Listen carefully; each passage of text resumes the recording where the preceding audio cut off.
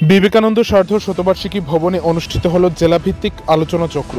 16ই November শনিবার দুপুর আনুমানিক 12টা 30 মিনিট নাগাদ উত্তর ত্রিপুরা জেলার জেলা সদর ধর্মনগর শহরের বিবেকানন্দ সার্ধ শতবার্ষিকী ভবনে 71তম অখিল ভারত সমবায় সপ্তাহ 2024 উদযাপন উপলক্ষে সমবায় দপ্তর, রাজ্য সরকার ও ত্রিপুরা রাজ্য সমবায় ইউনিয়নের যৌথ উদ্যোগে এই জেলাভিত্তিক আলোচনা চক্রটি অনুষ্ঠিত হয়। অনুষ্ঠানের শুরুতে পতাকা উত্তোলন করা হয়। এরপর প্রদীপ প্রজ্বলনের মাধ্যমে অনুষ্ঠানের শুভ উদ্বোধন করেন উপস্থিত অতিথিবর্গরা। এই অনুষ্ঠানে উপস্থিত থেকে অনুষ্ঠানের সভাপতিত্ব করেন উত্তর ত্রিপুরা জেলা পরিষদের সভাধিপতি অপর্ণা নাথ। এছাড়াও উপস্থিত ছিলেন উত্তর জেলার অতিরিক্ত জেলাশাসক বিপ্লব দাস, কালাছড়া আরডি ব্লকের চেয়ারম্যান টিঙ্কু শর্মা, কাঞ্চনপুরের এমডিসি শৈলেন্দ্র নাথ, সমবায় উপনিয়ামক বিজয় কুমার রায়, হিতসাধিনী কোঅপারেটিভ মার্কেটিং সোসাইটি লিমিটেডের চেয়ারম্যান অলোকেশ আদিত্য, ধর্মনগর পুর পরিষদের চেয়ারপারসন মিতালি রানী দাস সেন সহ অন্যান্যরা। এই অনুষ্ঠানে উদ্যোক্তা, কর্মসংস্থান ও দক্ষতা উন্নয়নে সমবায়ের ভূমিকা সম্পর্কে বিস্তারিত আলোচনা করেন অতিথিরা। অনুষ্ঠানে আলোচনা রাখতে গিয়ে উত্তর ত্রিপুরা জেলা পরিষদের সভাধিপতি অপর্ণা নাথ কর্মসংস্থান, দক্ষতা উন্নয়নের উপর আলোচনার পাশাপাশি নেশার হাত থেকে যুব সমাজকে দূরে যাবার জন্য আহ্বান জানান। পাশাপাশি নেশামুক্ত সমাজ গড়ার ক্ষেত্রে সকল স্তরের জনগণের ভূমিকা নিয়েও তিনি বিস্তারিত আলোচনা করেন। আমরা প্রতি বছরের মতো এই বছরও 71তম অখিল ভারত সমবায় সপ্তাহ উদযাপন করছি ধর্মনগরের বিবেকানন্দ সার্ধ শতবার্ষিকী ভবন।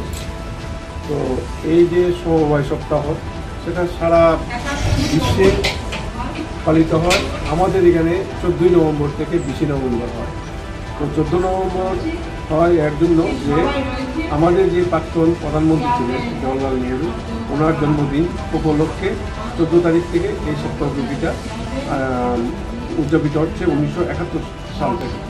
তো এখানে আমাদের যে মেইন যে উদ্দেশ্যটা থাকে, যে সমবায় আন্দোলন সম্বন্ধে মানুষকে আরও কীভাবে সচেতন করা যায় এবং সমবায় আন্দোলনকে আরও সামনের দিকে এগিয়ে নেওয়া যায়। আমরা জানি যে আজকের এই বিশ্বে যে যদি সমবায় আন্দোলন যথার্থভাবে করা যায়, তাহলে যে কর্মসংস্থানের যে সমস্যাটা আছে, সেই সমস্যাটা অনেকাংশে দূর করা যায়।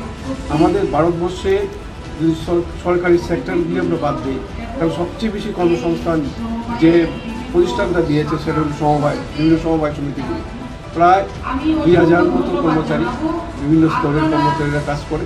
আমাদের যে হিতসাধিনী মার্কেটিংয়ে আছে, সেখানেও প্রায় 16 জনের মতো কর্মচারী কাজ করে।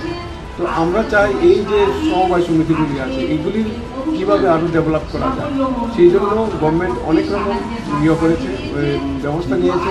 এবং কেন্দ্রীয় সরকার সমস্ত ল্যাব স্পেকগুলিকে কম্পিউটার দিয়েছে, কম্পিউটারাইজেশন প্রসেসটা কমপ্লিট করেছে।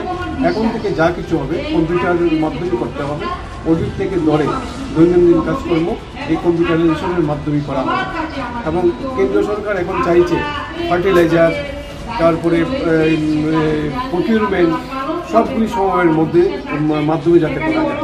অন্যখানে যে সমস্ত ভারতবর্ষ অন্য স্টেটগুলি আছে, সেখানে সমবায় আন্দোলনের মাধ্যমে মাইনর ইরিগেশন, তারপরে ফার্টিলাইজার, তারপরে কৃষকদের কাছ থেকে তাদের কৃষিপণ্য প্রকিউরমেন্ট করা সবগুলি হচ্ছে।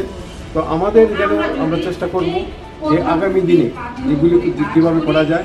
আইসিডিপির মাধ্যমে একটি ইনফ্রাস্ট্রাকচার আমরা তৈরি করেছি ধর্মনগরে এবং সমস্ত নর্থ ত্রিপুরা ডিস্ট্রিক্ট।